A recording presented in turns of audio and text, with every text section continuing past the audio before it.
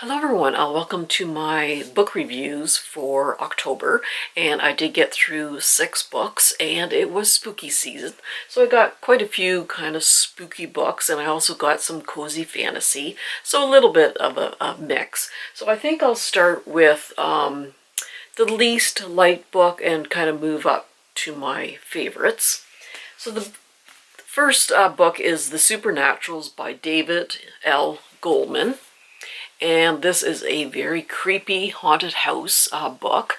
Now, years ago, and I'm talking like 15-20 years ago, I did read some of David Goldman's books. Now, he did have a series, and I can't remember how many books in the series, maybe 7 or 8 books in the series, and I think I read maybe 4 of them, and it's the Event Group series, and it was a very top secret agency, the Event Group, and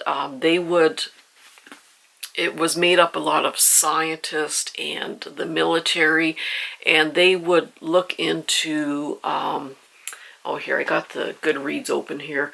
So they would uncover the hidden truths behind the myths and legends propagated throughout world history, from underground agencies and conspiracy theories to extraterrestrial life and UFOs.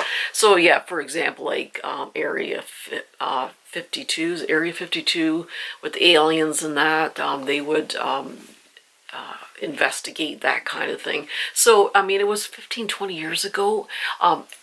I remember really enjoying it because I loved and especially back then, I really loved adventure stories that were very fast-paced, that involved a lot of science and history and that. So I do remember enjoying those books. This one was okay. It was quite long. It was like 500 pages. Could have been about 100 pages less. So this mansion is in the Poconos Mountains, and years ago this professor went to kind of investigate and do experiments on how fear affected people, and he went to this very isolated mansion in the mountains. And unfortunately, things went very wrong, and one of the students disappeared and was proclaimed that he was probably had passed away. So the professor, who didn't believe in ghosts, now believes in ghosts, and he refuses to go back to this mansion. And there's a producer in California who would love to do a live show on Halloween night and have all these cameras and all these hosts and everything do a live show on Halloween in this house. And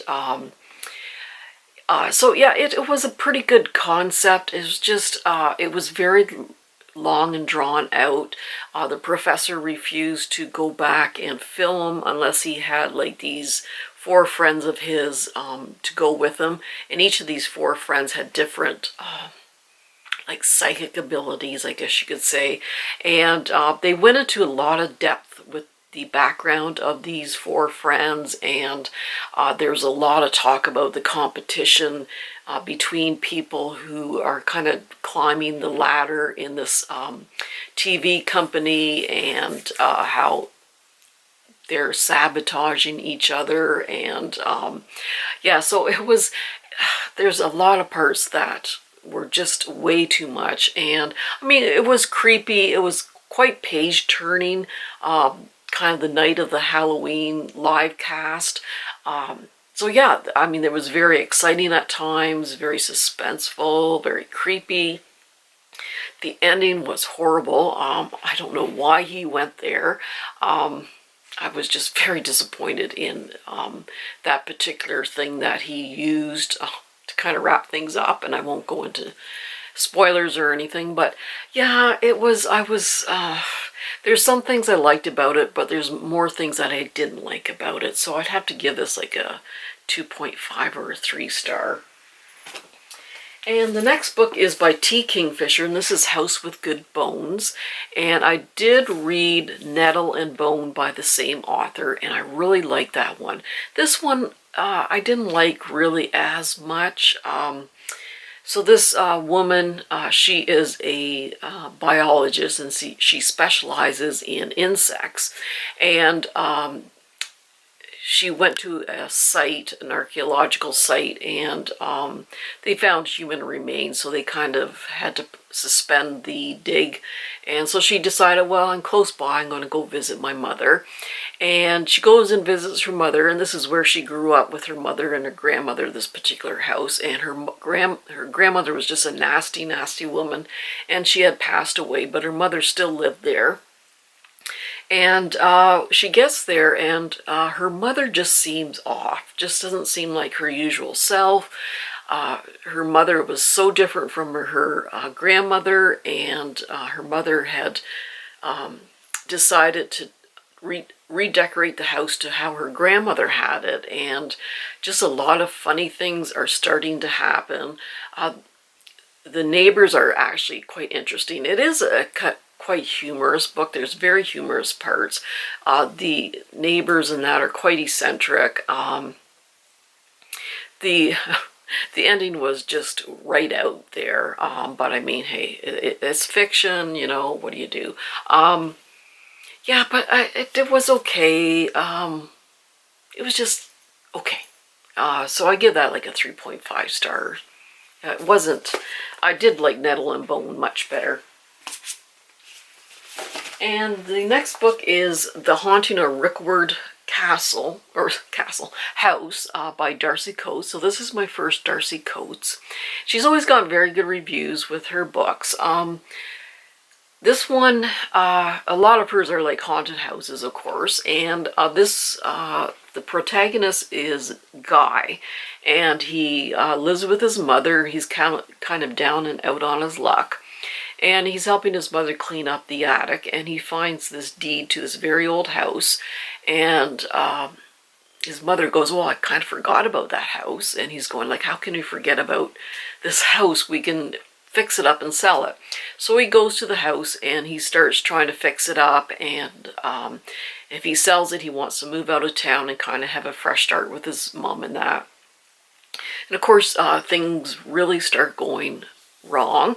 And years ago, I guess the family that lived there, there's a mom and dad, and there's three kids that were murdered or found dead in the house. And so he's trying to clean up in that, and like very spooky things are starting to happen. And yeah, it was okay. I give it like a 3.75. It was certainly kept my interest. The writing style's nothing, there's no fancy or lyrical prose. It's very simply told. I wouldn't say it was scary. I don't know, it takes a lot of really scary things to scare me, I guess. The scariest book I ever read in my life was by Dean Koontz, and that was Velocity. That scared the living bejeebies out of me. I mean, this was certainly creepy and disturbing, and but yeah, it's 3.75. You know, it was okay. And I do have some other books of hers.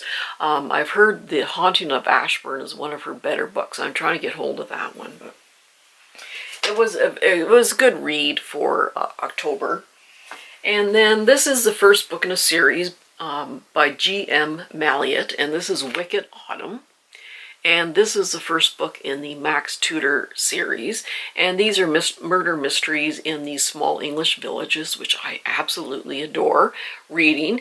And so Max Tudor, he used to work for the M15, the British Domestic Intelligence Agency, and he just got tired of it. A friend and partner of his passed away on the job, and he was just kind of sick and tired of it, and he decided to become a vicar in this very small village. And then, of course,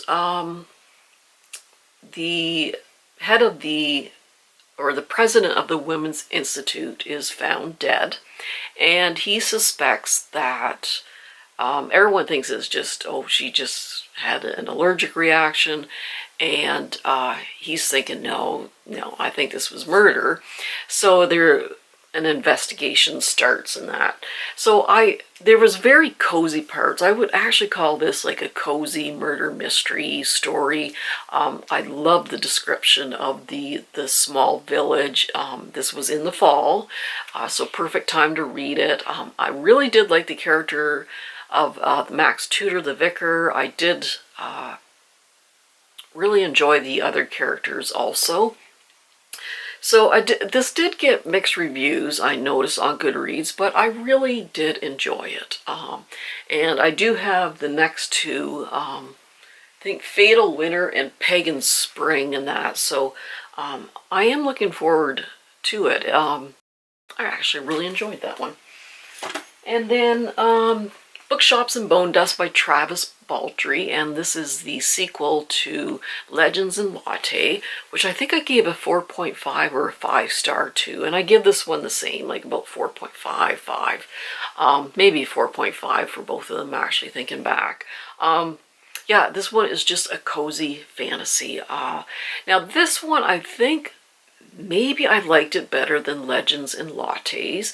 Legends and Lattes, there was a very simple plot. It was just cozy, no high stakes. And some people don't like that. They want something faster paced and more adventure and intrigue and mystery and everything like that. But sometimes I just need something cozy and comforting to read. Now this one actually had higher stakes in it than the previous book, so that part I really did like. It was a little more, it was faster paced and there's more plot to it, a little higher stakes. Yeah, I do really like the character of Viv. I'm not sure if there's going to be any more books in this series. I think I might have heard there might be a third one. I'm not sure. If you know, let me know. But yeah, 4.5 stars. If you just want something comforting, a nice warm hug. Yeah, I really enjoyed this particular series. And the characters, they really grow on you. Like you're rooting for them. And it's like about found family and oh, it's a very sweet book. And then, this is by Heather Fawcett. This is Emily Wilde's Map of the Other Worlds. And this is the sequel to Emily Wilde's Encyclopedia of Fairies. And this continues on with Emily and Wendell, who are both professors at a university in England. And there is such things as fairies. And for the most part, they're not the nicest creatures in the world. So all these professors at this university and that, they travel the world and just investigate and study the fairies and that. And they are called to,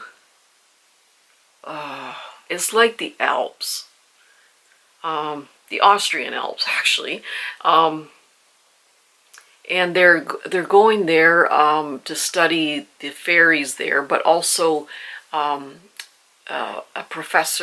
a couple of professors have disappeared in that area and they want to investigate. So yeah, I like this just as much as the first one, I would say. There's some differences. I like the banter between Wendell and Emily better in the first one for some reason.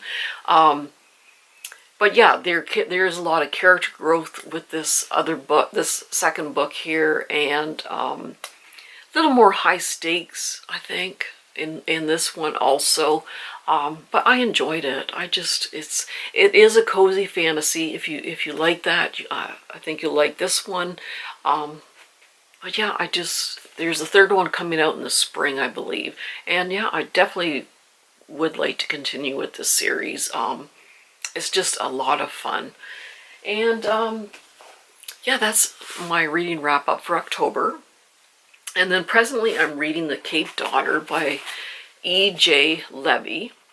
And this is going to be a really fascinating read. I'm not that far into it, only like 40 pages, but so far I really like the writing style. Very impressed with the writing style. So this is based on a true story. This woman was born in 1795 in Cork, Ireland. And she decided for various reasons, she wanted to become a doctor, but of course women were not allowed to be even educated back then, and so she disguises herself as a man, and she enters medical school in, I think, Edinburgh. I believe he was taught, and now this is, the character has a different name, and of course it's speculative fiction. Some of this is based on true happenings of his life, and I guess he became a very famous doctor, and he performed like the first cesarean section in Africa, and he was like a Navy surgeon and everything like that. Very accomplished surgeon. And I guess at one point in his life, he told people, when he was quite ill at one point, when I die, do not take my clothes off, just bury me. And it was like a strange request. And then when he eventually did pass away, the person kind of preparing, I guess I should say her body, found out that she was actually a female. So after death, everyone found out that this very accomplished surgeon was actually a woman. So there is a biography about this specific surgeon, and Dr. James Miranda Barry. And I would really like to read a biography of her life. I think is just fascinating. And anyway, this is sort of based on her story. So you know, the dialogue and some things that happened is just speculative, and other things actually happened. So I love medical history. Being a retired nurse, I love medical history. I love history in general. And yeah, so far I'm really liking her writing style. So that's it for my reading wrap up. And I'm hoping tomorrow, I got a pile of books here. Maybe about 25 books that I would really like to read this winter. And they're all sort of based during the winter time. Some are history, some are fantasy, some are literary. So I'm really looking forward and excited to film that for you. So stay tuned for that, and I hope you enjoyed, and let me know what spooky books you read in October. Yeah, I wish I read fast enough that I could have read at least 30 spooky books, because I have so many that I want to read. But anyway, everyone have a happy reading month in November, and take care, and we'll see you soon. Bye-bye.